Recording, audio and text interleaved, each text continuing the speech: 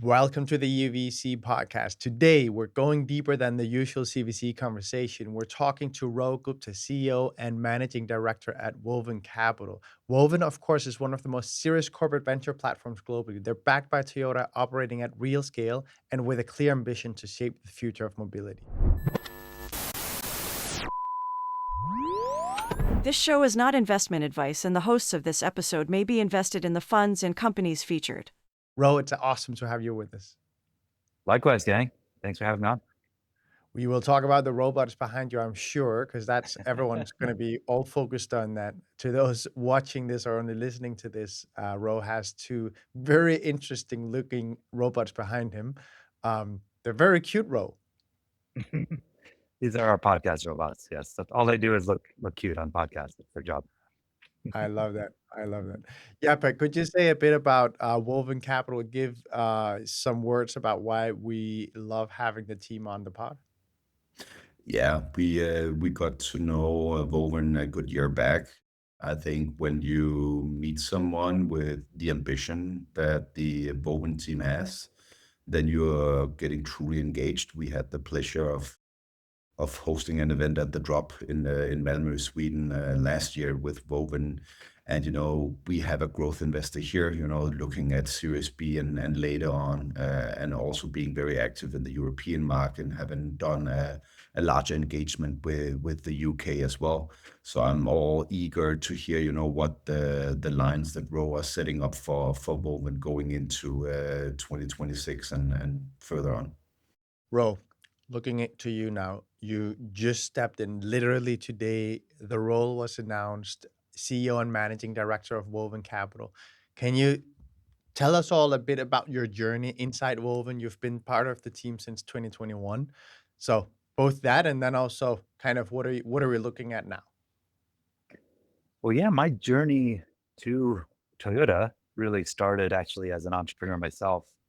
I co-founded a spatial AI company in the last decade, and this was pre, generative and transformer. And, as I tell people, we had to roll our own machine learning the old fashioned way, uphill both ways. It wasn't so easy like it is today. But we were in the autonomy space, focusing on mapping and road intelligence for automated driving, and developed a relationship with Toyota as a customer initially. And one thing led to another. And we were at one of, if not the first venture-backed acquisition I think Toyota's ever made, certainly at least in our region. And then when I joined Woven by Toyota, which is the advanced software subsidiary of Toyota that develops internal technologies for things like self-driving vehicles, AV, et cetera. My first job was actually running an engineering division. And then I went on to do some other things in corporate strategy and partnerships. And then, yeah, recently, as you noted, they asked me to take the helm here at Woven Capital, whom I had been helping as an entrepreneur in residence, on a sort of advisory basis for a couple of years. But I was honored and thrilled to take the helm as we move from Fund 1 to Fund 2, which I'm happy to tell you more about. I'd love to just dig a bit into the move from being an entrepreneur to being inside of what is a huge corporate to then now leading the venture arm of a huge corporate. Some would say, and this is a dueling perspective we've always had on the podcast, should the lead of a CVC unit be someone from the outside who comes from inside the venture and entrepreneurial ecosystem, or should it be someone who's coming from the inside of the big mothership?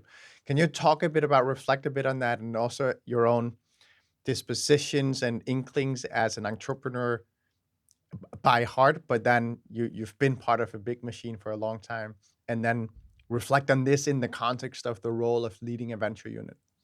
I guess you could say, I'm bit of both. I've been mostly in startups for the past couple of decades of my career, but that's been bookended by two large, iconic global brands. But Disney early in my career, which actually was my entry point into startups in the 2000s. I was working in their digital technology group, and then a lot of my week was meeting with startups, disrupting media back then.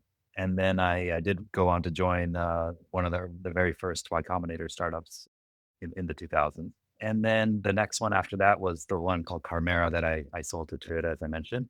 These last 5 years since the acquisition, I have been in the belly of the beast in a number of roles, both technical and business oriented. So yeah, I do think, especially what Woven Capital is trying to do on behalf of Toyota, I do think it's helpful to be kind of equal parts and have a perspective on both on kind of all the stakeholders. CVCs, the definition of them or the expectations of what a CV is supposed to be has changed also a lot from when I did my first startup, where to be honest with you, reputation wasn't great necessarily for that category. But I think the corporate venture firms that are still around, and not just around, but like Toyota, that are really doubling down, they've learned on what the right kind of makeup is of bringing the best of corporates, but also really being empathetic to founders and startups. So that's what I'm striving to do here. Yeah, but can you talk a bit about it from what you've seen and all the conversations you have with different CVC leads? Yeah. No, I think it's an ever ongoing topic of how to design and who to put in charge of the CVC entity. I lean very much to a larger analysis on culture and the perception from leadership from corporate here at Toyota, right? So I think also, when engaging with American and European and Asian corporates, it's that discussion that pops up, and for every entity, it's different, right?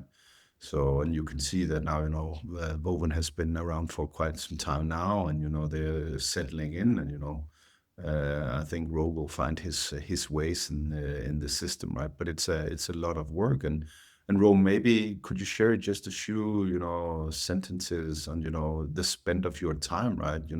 How much is engaging with Toyota leadership, and how much is with your investment team? Yeah, that's a great question. I actually think about it in a few different stakeholder groups. Some of it is, yes, our LP, which is Toyota, very important. Toyota was certainly not the first to really go into venture, and so I think it's a very Toyota thing to do, though, to kind of think deeply about something before knee jerking or rushing in, but then when you do it, really go in with intentionality and a long term view. And I think a lot of that is credit to our fund one at Woven Capital, and also our sister fund, Toyota Ventures, which has been around now for I think about 8 years or so, and in the early stage, whereas we're in the growth stage. That is obviously a key stakeholder, and that learning journey continues into fund two. But I think it's also at a time that's really critical for Toyota. The day we're recording this is also the first day of Woven Capital's executive sponsor now moving into the CEO chair of Toyota. And that's, by the way, quite unique. I think it's quite also exciting for me that, this is a CVC that's supported from the very, very top, from the senior most voices. So I think continuing to nurture that corporate stakeholder is even more important and rewarding, because they understand how critical it is for Toyota's future, not just survival, but thriving. And fully agree, right? And we'll also get to it later, right? That's also how you engage with the startups later on, right? It's super important that your engagement with top leadership is also what basically comes across into the portfolio. So fully agree. I think the other stakeholders, though, yes, of course, there's our team, excellent team, and it's very global. We're in every region, feet on the ground everywhere. That's our charter, is to look for all the most important startups wherever Toyota's footprint is, which is nearly everywhere. I'm actually based in the US. I was living in Japan, but I'm now US based. And that's also, I think, something that we're leaning into, is to make sure that, for example, my own personal networks in the Valley or other parts outside of Japan, we can take full advantage of, really be present in. So I think all those stakeholders I think about, and balancing kind of my action. Just to those in the audience that are less aware of venture investing as a corporate, I'd love to ask you about the decision to having both an early stage fund and a growth stage fund, having them as two different teams. what the role of each is, so to say. Because at the early stage, you of course get exposure as the mothership to what's moving really, really fast in the very early stages. You're meeting a lot of startups. And then at the later stage, it's at times at least a bit different motivations, because obviously these companies are much, much more mature. I'd love to get your breakdown on that and what you see as your core role as a growth investor in inside the mothership, so to say. Yeah. Well, I should mention that actually at Toyota, we now have 3 investment vehicles. So in addition to Toyota Ventures at the early stage, Woven Capital at the growth stage, it was recently announced the formation of another fund called Toyota Invention Partners, which actually our CIO, Michiko Kato, she's actually was also announced today. She's actually leading that fund. And the So strategy of that fund is Oh yeah, so that fund, I think kind of rounds out, I, I think what is very Toyota as well, which is having a ubiquity in offerings, whether that's powertrains or whether that's venture investing. Toyota Invention Partners is much more Japan centric. They're based here in Tokyo, and they also don't have the same parameters that a typical venture fund has with regard to stage or check size. So they have more flexibility on either going much earlier than, for example, Toyota Ventures might go, or much later than Woven Capital may go, or maybe even filling in some gaps where there might be certain investments that are very strategic but are not a fit for kind of some of the financial markers that some of the other funds have. It's meant to give kind of round out the offering. But I think if you look at it as a whole, and this partly answers your question as well, Andreas, about why having separate funds, we want to have an option for any valuable company that Toyota would like to engage with. From a geography perspective, Toyota Ventures tends to be more US or Western based. I mentioned Toyota Invention Partners is Japan based, and Woven Capital is global. And so that also, I think, is how we're each set up. But any one of us can meet an interesting company and know exactly where to route them, whether that's for minority investing, whether that's for a business collaboration, or maybe even an acquisition opportunity. And that's the idea. We want to have an option for any interesting team. Ro, you just described that your executive is now chairing Woven Capital as well. Your executive sponsor. I'd love to understand, or at least tease out, what's the strategic rationale behind that? Because obviously it means that the executive branch or Toyota is coming closer to Woven. How are you doing that? Why are you doing that? What does this mean? What does this imply in terms of how Woven will be utilized by Toyota? Yeah, I should clarify. Actually, it's the same sponsor we've had since certainly since I got here. A gentleman named Kenta Kon, who was the CFO of Toyota. So he has been our executive sponsor, and as CEO, he's still very much supportive. There's sort of a division called the Mobility 3.0 division of Toyota that is still rolls up to him and is responsible for investing in the future of mobility and even beyond cars. So that remains to have that type of support. And I just mentioned that because, like I said, in my own experience, I think I've been through probably 3 cycles of seeing how CVCs have evolved, and that's not only not always true. I would say it may even be rare that you have that type of direct connection to the the very top leadership who's thinking about not just the next 10 years, but the next 100 years of of driving. Yeah, it's one of the big things that we often talk about, exactly the importance of having executive sponsorship, because otherwise it can be very, very difficult to realize the strategic needs, but also stay alive as a CVC. Jeppe, maybe you can talk a bit to that. I think it's interesting to follow, right? It's also more, when you look getting to the investment activities and so forth, right? The integration and the support from senior leaders, right? And how they actually bring you along, through the larger organization. So that's how I often see it play out, right? It is that engagement is needed. Maybe you can talk a little bit into that and how you do that. Well, it starts, as I said, as we just acknowledged, it certainly starts with having that type of top level sponsorship, but that's not nearly enough. We have to really use our own reach and our powers of communication and explanation on why what we call the Toyota Gemba. Gemba is Japanese term for where the work happens. And that Gemba is vast. It's, like I said, it's almost every region, industrial region on the planet. And Toyota is also a very decentralized, bottom up type of company. So even if you do have support from the top, that's not enough. You really need to develop relationships in each division, in each region. And so, in addition to a very strong investment team that is global and in every continent, Toyota also has, Woven Capital, we formed a very strong portfolio success team as well.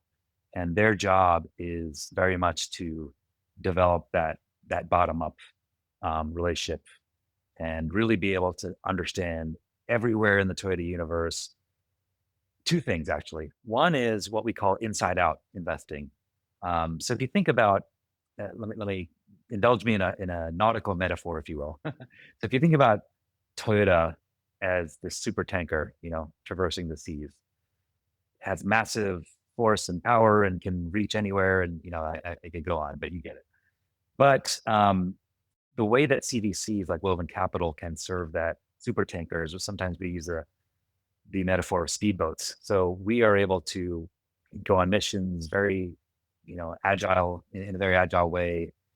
And there's two types of missions that our portfolio success and our investment teams perform on the behalf of that supertanker. One, we call them inside out, which is Toyota already knows there are areas that are really important, strategic.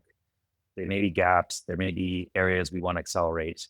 And so that supertanker, we talk to the divisions of Toyota and ask them, what are those areas? And we can go out very quickly and efficiently and find those amazing companies working on those things.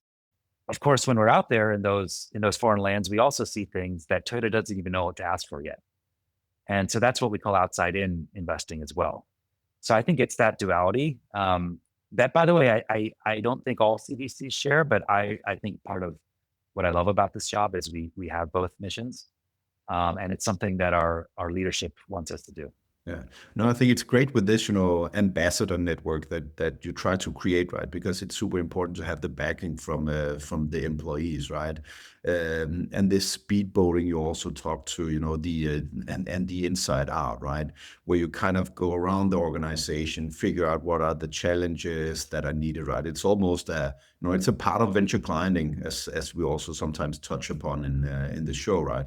And then, I think that's super interesting. And then where you bring even more value, right, is that you go around in the network, the venture capital network, you figure out what are the tech developments that are coming up that can be used with inside of Toyota, right? So you're basically covering really broad, and it's really nice to hear about it, but it's also the way and the path to success.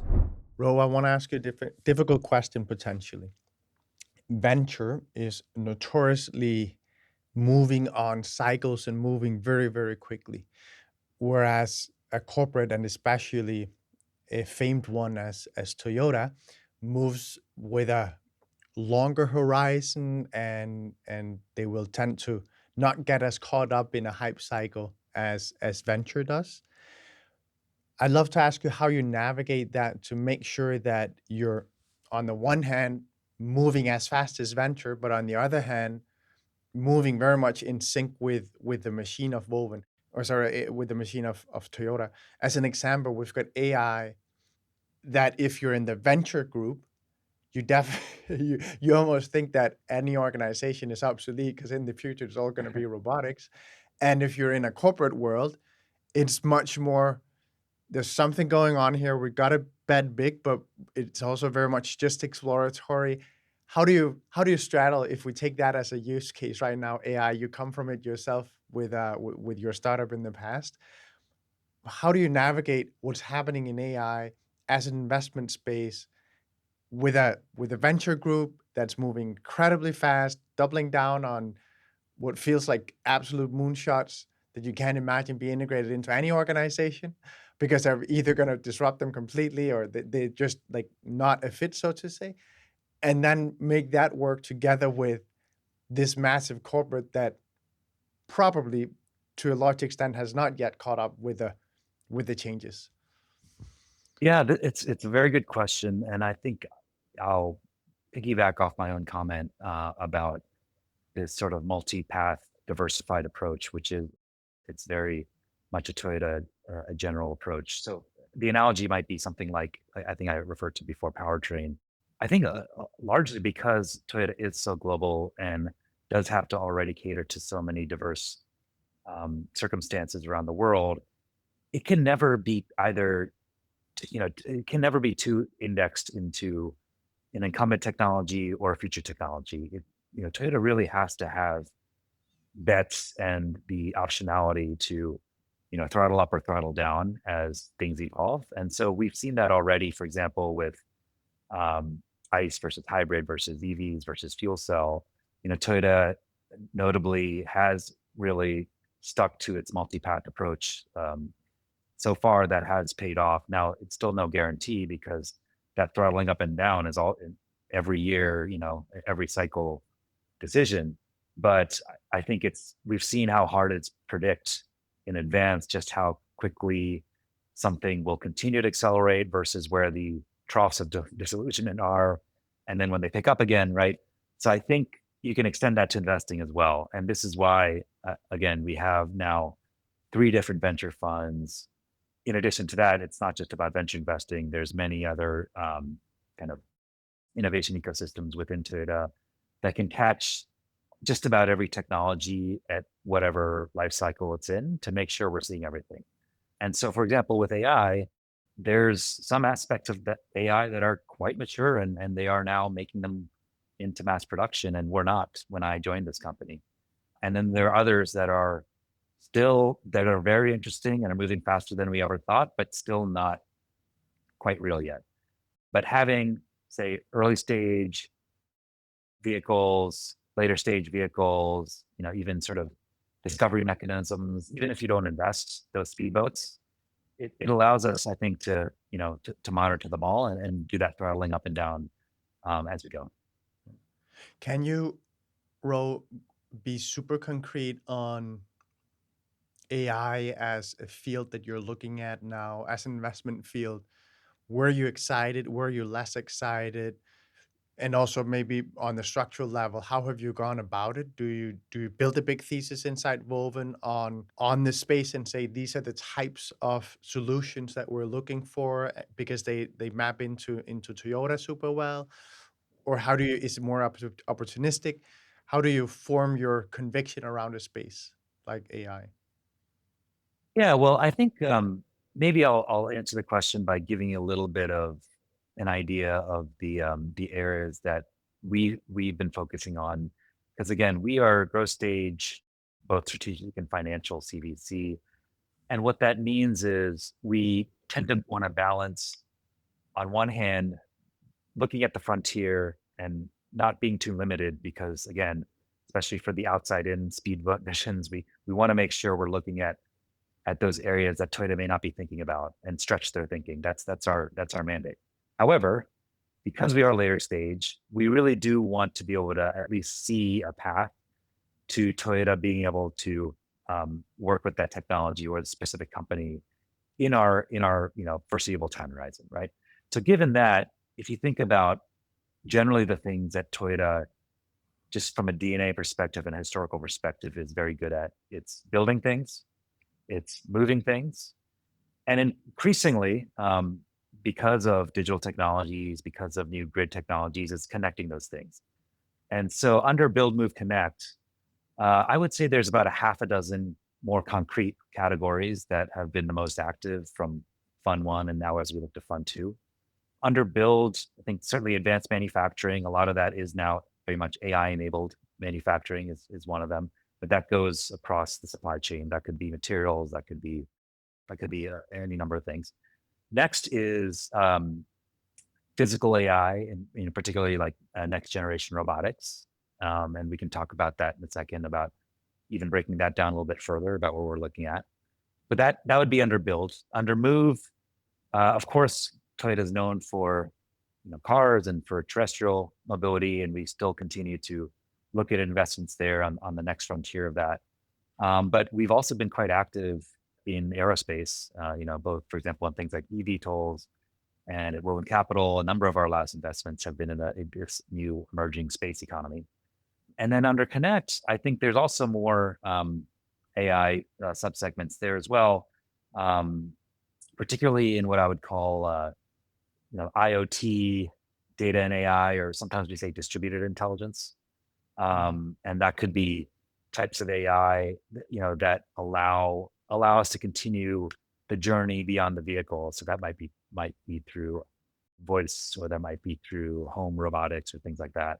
And then also under Connect is, as I mentioned before, is the grid. So through electrons, now we're increasingly able to make the connection between, say, an EV and your home charging and the utility, or maybe even the space ecosystem. We're starting to see some potential there. So that's kind of at a broad level. But you asked about AI specifically, and I mentioned a couple contexts.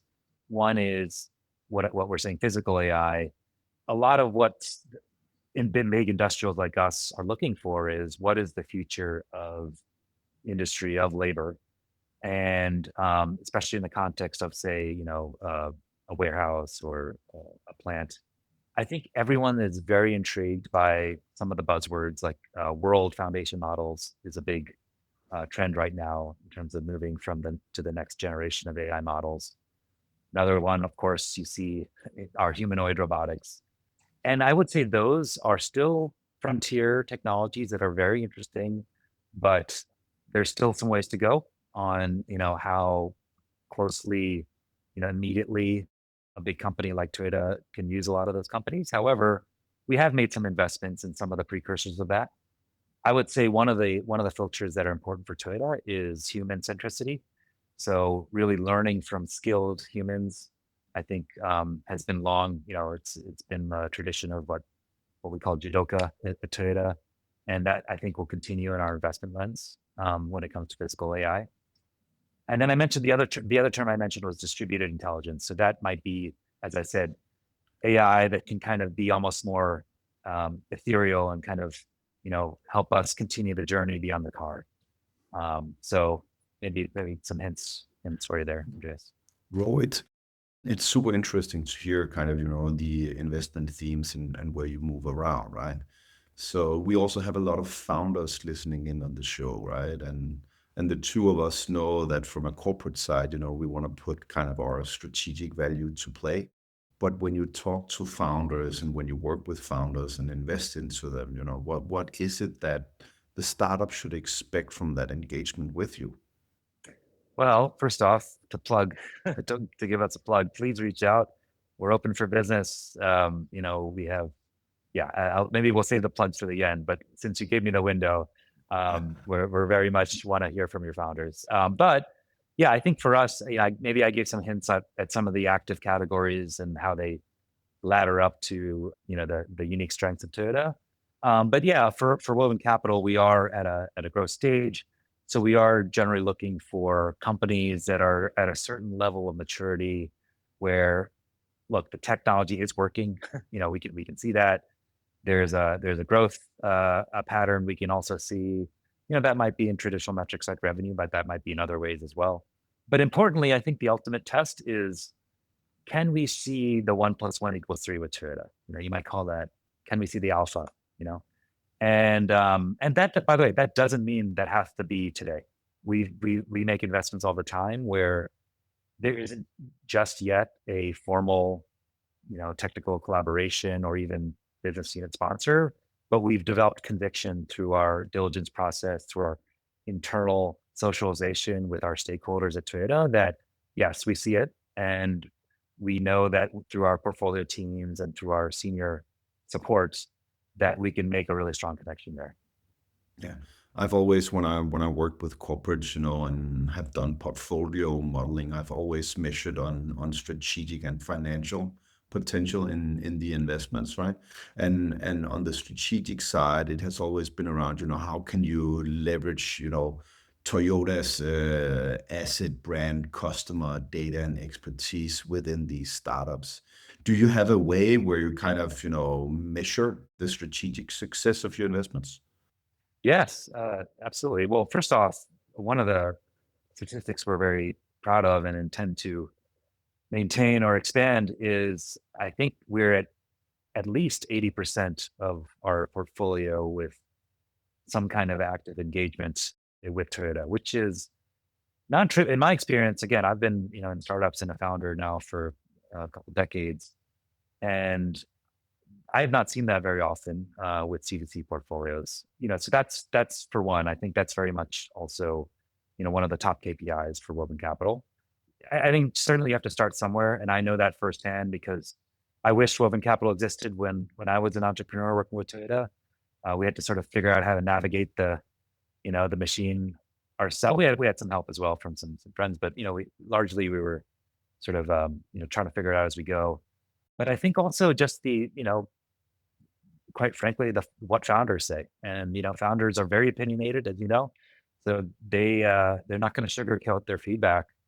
And you happen to catch me as we're coming out of one of our events where we bring together our founders from around the world with key strategic Toyota leadership and business units. And, in some of the both formal and informal surveying, I was, again, I'm the new guy here. So I was coming in, just, hey, don't be polite. Like, what are we getting wrong or right? But so far, while there's always ways to improve, I've been very, very happy about their feedback in what our teams have been able to do in terms of matching them with, kind of the right place, right time at Toyota. What specifically, Ro, have the founders that made you, yes, it's really working? Where do you see you excelling and you hear founders saying directly back to you, this is really important to us and it's working really well here? Probably the number one. I'll give you two things actually. One is, um, I'll start with the more negative or cynical one, which is, look, we can't overpromise either. Toyota, it's non-trivial to work with Toyota, but the prize is worth it. And so I think part of that is us being very clear and transparent about, hey, this is the path, or this is actually not the right time, but for this other place, it may be in about 6 months. And I think just having that very direct, transparent service model is hugely appreciated for a founder. I've been there with startups. It's all about, time is the enemy. So I think making sure we're leveraging their time and attention and being honest about, now is not the right time, but let's invite you back in 3 months, and that'll be the best use of your time and runway. I think that's one.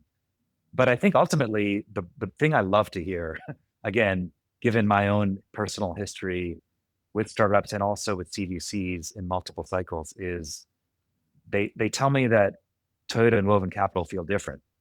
I heard this multiple times this week that, hey, this is not the typical engagement we've had with in other CVC contexts, and that's music to my ears. That's really what we're trying to establish here, something different.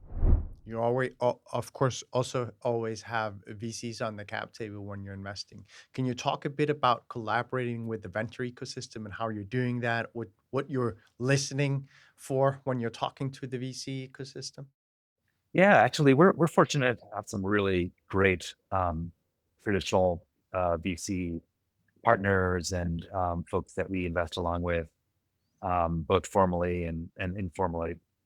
So we love our connections to so-called street VCs. Whether it's in the Valley or in other parts of the U.S., Europe, Asia, we have great relationships there. We leverage them too because we're so global, and because the sort of the fingerprint, the blast radius of the modern vehicle value chain is just so vast. I mean, if you think about a modern car, almost any technology that's not life sciences intersects with it in some meaningful way.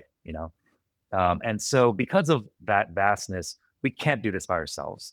And we do rely on a lot of those VC partners to be our eyes and ears and our filters as well.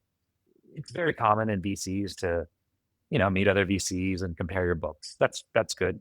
That's how, we do a lot of sourcing. But some of our closer partners, it's not just that. I think what's even more meaningful for us is to really engage in kind of the intellectual tea leaf reading together.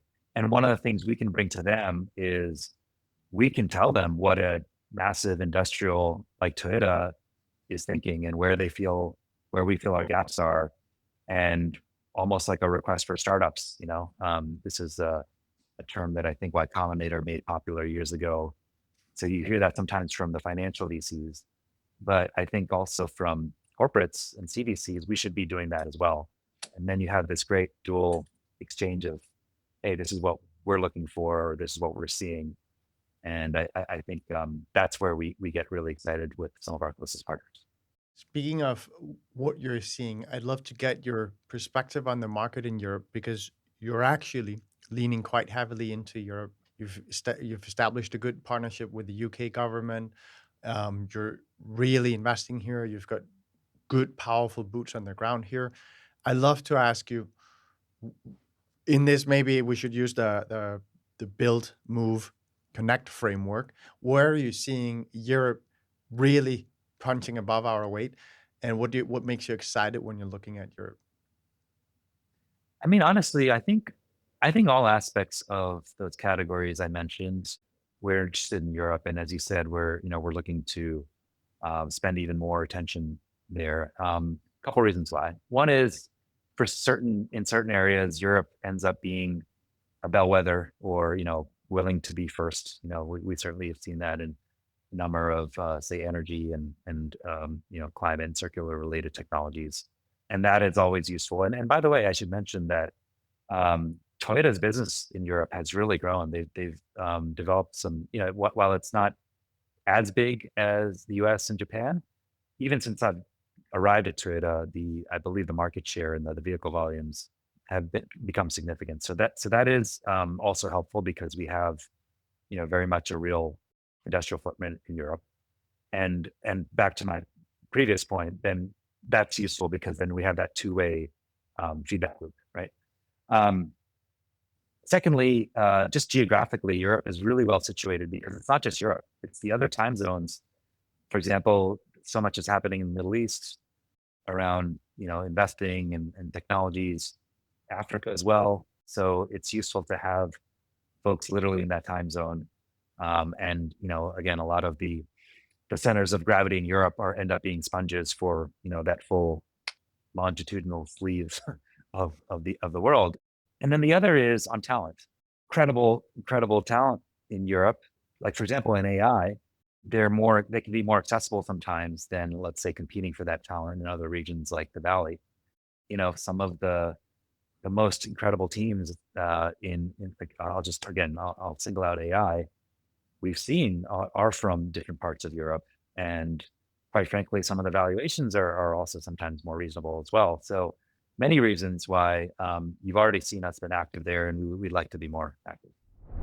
Wisely, we had this conversation booked in all the way, I think, since October or so. And wisely, your team said, let's just wait a bit. Let's let Ro settle in. Let's give him his 100 days to understand the organization before we put him in front of a mic. I'd love to ask you about your key learnings from this first period, and what you're thinking about the future for Woven Capital and the interplay with Toyota, of course. Where are you headed?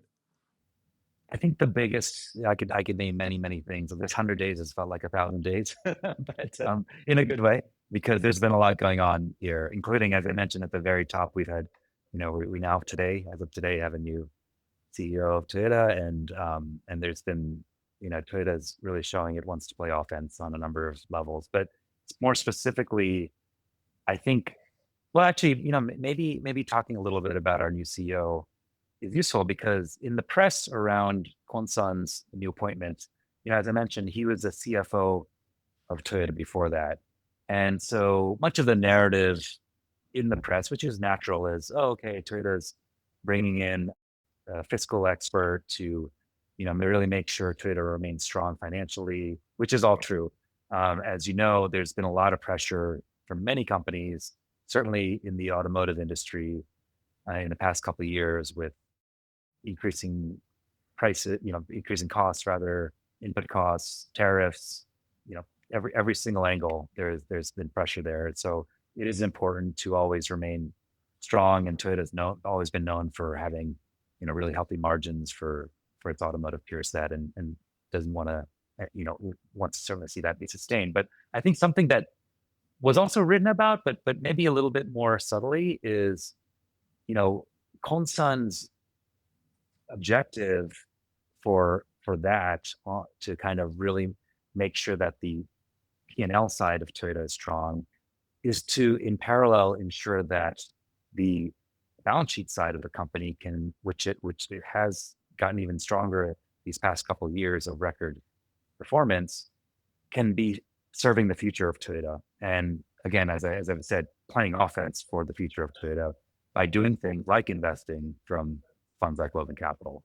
So I think that has been much more front and center in these first 100 days, including from my direct conversations with our leadership and what they expect out of Woven Capital and Fund 2 and beyond. It's really, I mentioned before that 100-year viewpoint. That's not out of nowhere, actually. So it turns out in November, Toyota is celebrating a 100th birthday of not the motor company, but the Toyota Automated Loom Corporation. I believe I may have gotten that name a little bit off, but Toyota actually started its history through, automating textile manufacturing through, these machines, these looms.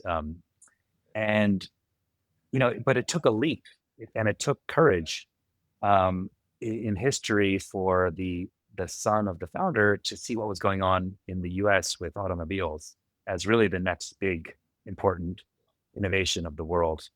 And there's a whole history. I won't take you through all of it, but that was a step function change for then creating Toyota Motor Corporation. And now we know the history of that, what it did for the world and for Japan.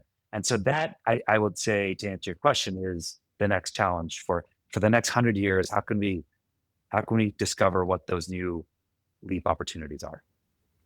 Ro, just attaching to what Andreas also said, right? You are settling in, right? And now I'll take the strategic lens on, right? Because we all love this, venture investing, and it's what it's all about.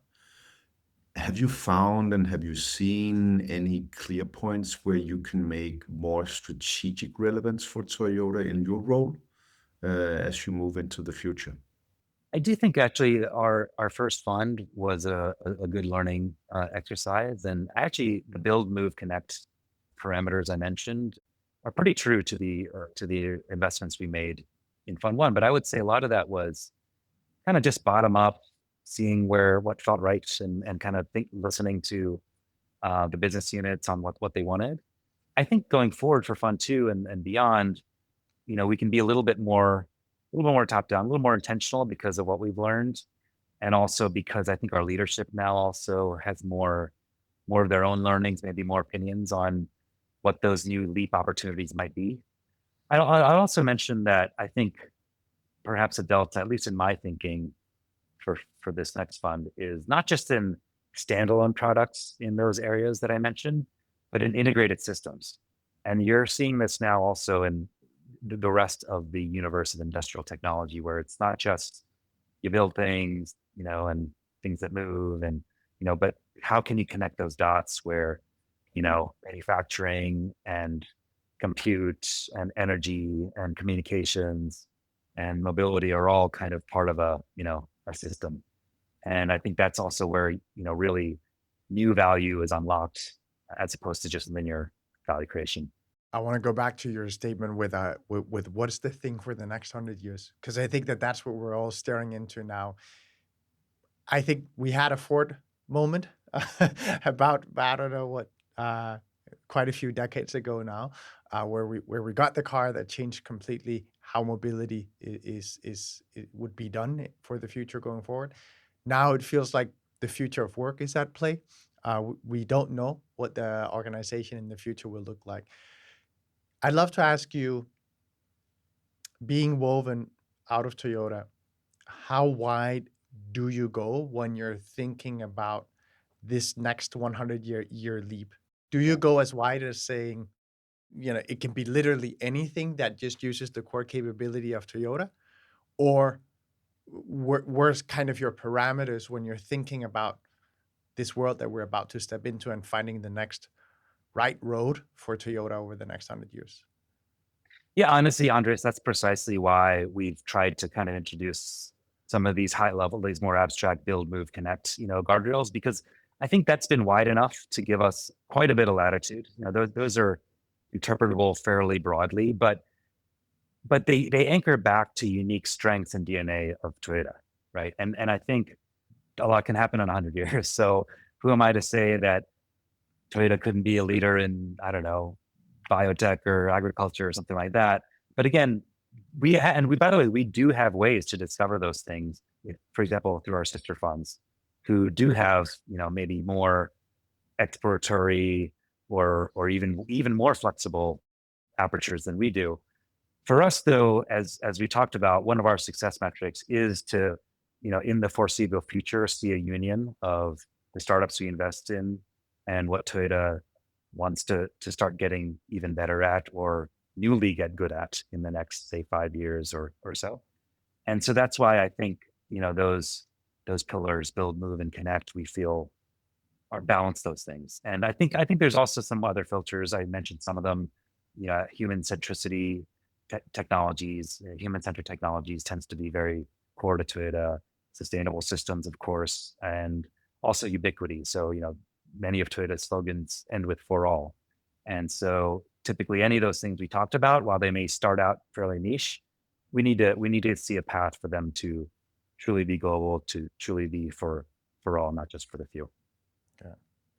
Ro, we stopped you almost earlier when you were about to give a plug to yourself.